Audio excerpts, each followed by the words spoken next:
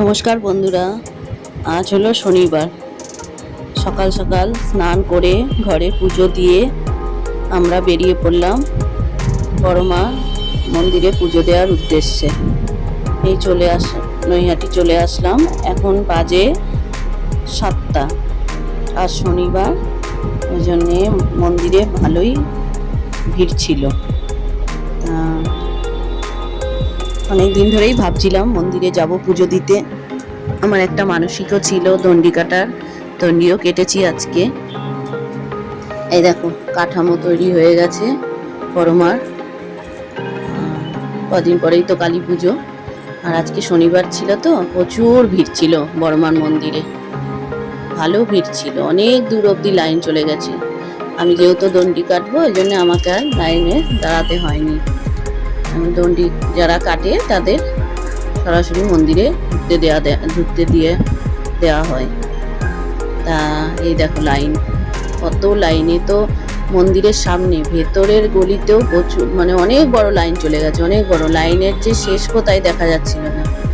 আমি, আমার ছেলে, আমার মেয়ে, এখন আমরা যাচ্ছি গঙ্গায়। যে আমার বর, আমরা 4 জনে গঙ্গায় যাচ্ছি। গঙ্গায় যাব স্নান করতে। দণ্ডি কাটার আগে স্নান করতে হয়। স্নান করে গঙ্গায় ডুব দেব, 4 বার ডুব দিয়ে তারপর ওখান থেকে দণ্ডি কাটা শুরু করব।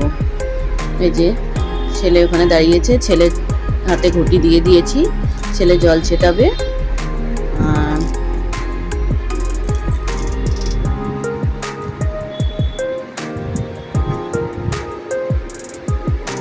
তারপর দেখো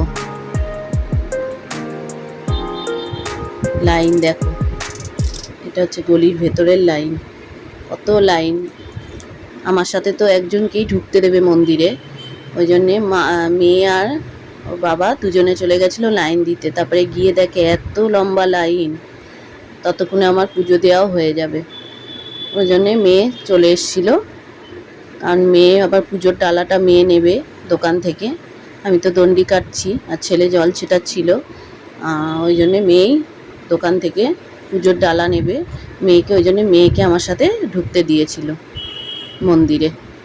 আমার বরকে আর ঢুকতে দেয়নি, মেয়েকে ঢুকতে দিয়েছিল। এই যে মন্দিরের কাছে চলেও আসলাম, দেখো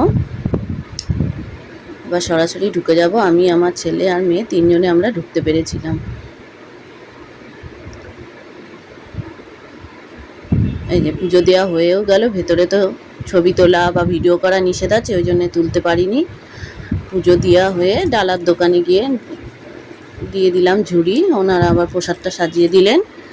আর এখন চললাম বাড়ির উদ্দেশ্যে অটো করে।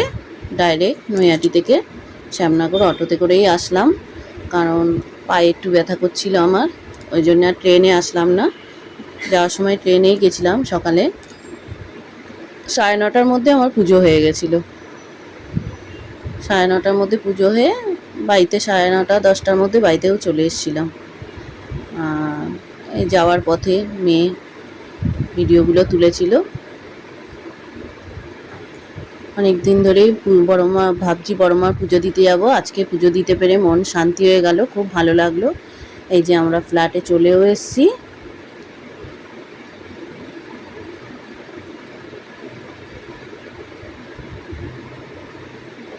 ঠিক আছে বন্ধুরা, আবার ফ্ল্যাটে এসে একটা মুশকিলেও আবার পড়লাম, যে লিফট খারাপ হয়ে গেছে। সেই 4 তলার উপর আমাদের হেঁটে হেঁটেই যেতে হলো। লিফট খারাপ হয়ে গেছে, কি আর করা যাবে, যেতে তো হবেই।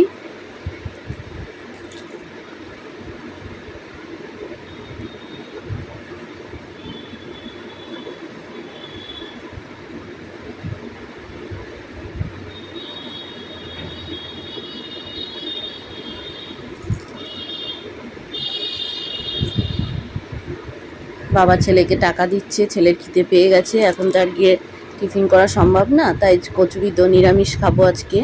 কচুরির দোকান থেকে কচুরি আনতে পাঠাচ্ছে। আর এই দেখো আমরা সিঁড়ি করে যাচ্ছি, লিফট খারাপ, পুরো ফিউজ অফ হয়ে গেছে। ঠিক আছে বন্ধুরা, টাটা। ভালো লাগলে